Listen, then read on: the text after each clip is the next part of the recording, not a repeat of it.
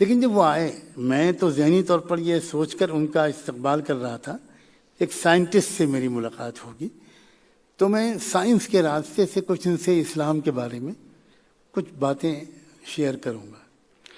لیکن جب وہ آئے تو وہ گیروے لباس میں تھے، سر مڑا ہوا تھا، اور سائیں بابا بنگلور والے وہ تو دوسرے جہان میں منتقل ہو گئے۔ بسم اللہ الرحمن الرحیم۔ ایک امریکن سائنٹسٹ اسی دور میں گزرے ہیں، بہت بڑے بایو کیمسٹری کے دنیا کے بڑے سائنسدانوں میں ایک رہے۔ آج مجھے اس وقت اتفاق سے ان کا واقعہ یاد آ گیا، بہت عرصہ پہلے لکھنؤ میں جو سینٹرل ڈرگ ریسرچ انسٹیٹیوٹ ہے CDRI، اس کی ایک انٹرنیشنل سائنٹیفک کانفرنس ہوئی تھی، اس میں وہ آئے تھے۔ وہاں انہوں نے آپ جیسے مسلم ریسرچ اسکالرس جو اس ریسرچ انسٹیٹیوٹ میں تھے ان سے انہوں نے کہا کہ میں اسلام کے بارے میں کچھ جانکاری حاصل کرنا چاہتا ہوں، آپ مجھے ان لوگوں سے انہوں نے کہا کہ کسی مسلم اسکالر سے ملوائیں۔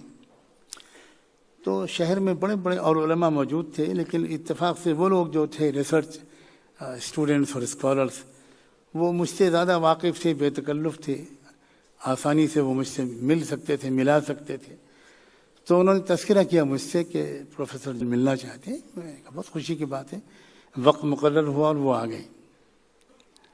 لیکن جب وہ آئے میں تو ذہنی طور پر یہ سوچ کر ان کا استقبال کر رہا تھا ایک سائنٹسٹ سے میری ملاقات ہوگی تو میں سائنس کے راستے سے کچھ ان سے اسلام کے بارے میں کچھ باتیں شیئر کروں گا۔ لیکن جب وہ آئے تو وہ گیروے لباس میں تھے، سر مڑا ہوا تھا، اور سائیں بابا بنگلور والے وہ تو دوسرے جہان میں منتقل ہو گئے، اس وقت وہ زندہ تھے۔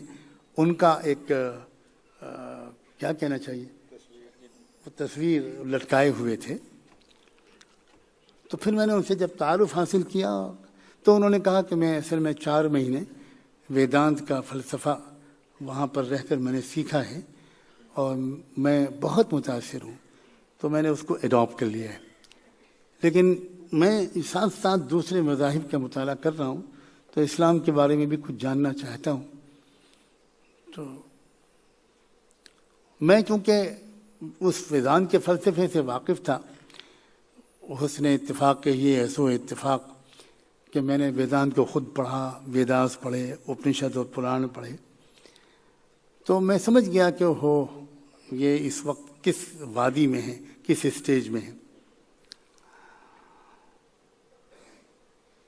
تو میں نے ان سے پوچھا کہ جو کچھ بھی آپ نے سیکھا ہے اس کا پلیز چند سینٹنس میں ذرا سمرائز کیجیے، خلاصہ بیان کیجیے۔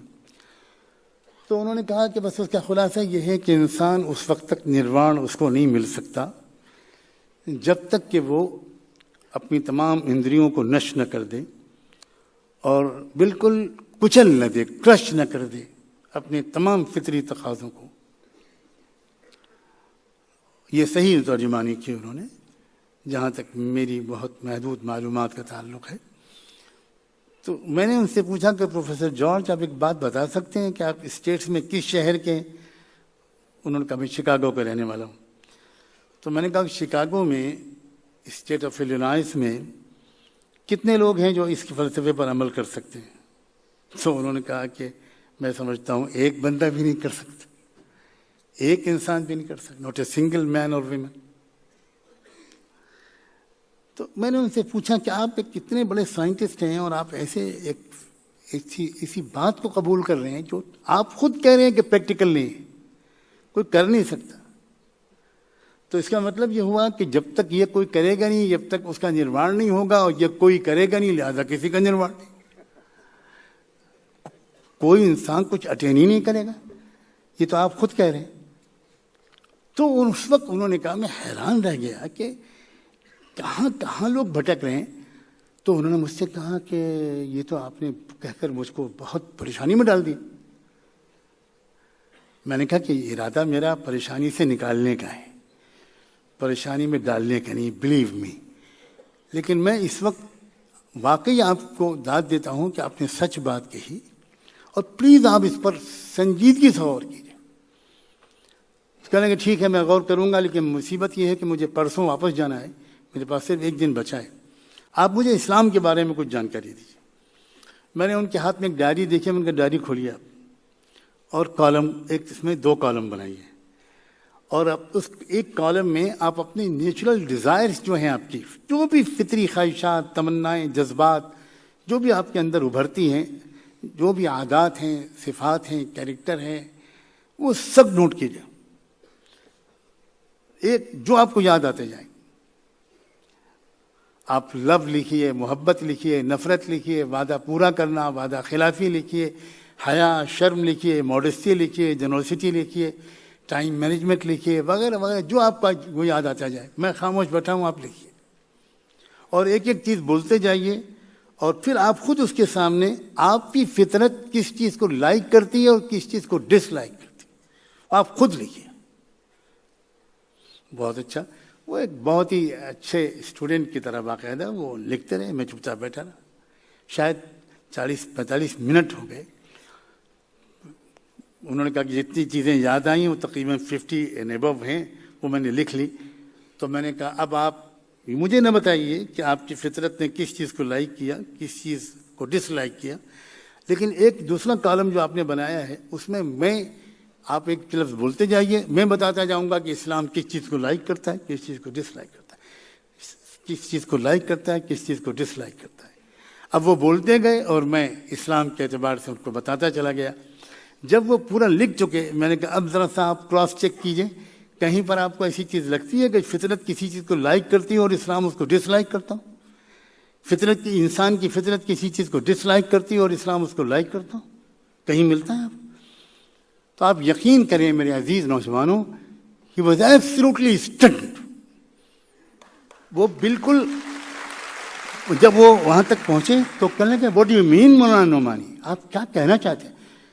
میں نے کہا میں صرف یہ کہنا چاہتا ہوں کہ اسلام از نتھنگ بٹ فطرت، نتھنگ۔ اندر کی ایک انسان کی آواز ہے، یہ تو اس مالک کا احسان ہے کہ اس نے ہم کو ہیڈ ایک سے بچا لیا، ہمارا ٹائم بچا لیا، ہمارے اندر کی آواز کو خود اس نے الفاظ دے دیے، اس نے باہر سے کوئی چیز ہم کو نہیں دی۔ فطرت اللہ التی فطر الناس علیہا ذلک الدین القیم۔ اللہ اکبر، یہ ہے اسلام کی طاقت، اور یہ ہے ادعو الی سبیل ربک بالحکمت۔ کیا مطلب ہے اس کا؟ کہ دعوت حکمت کے ساتھ ہونی چاہیے۔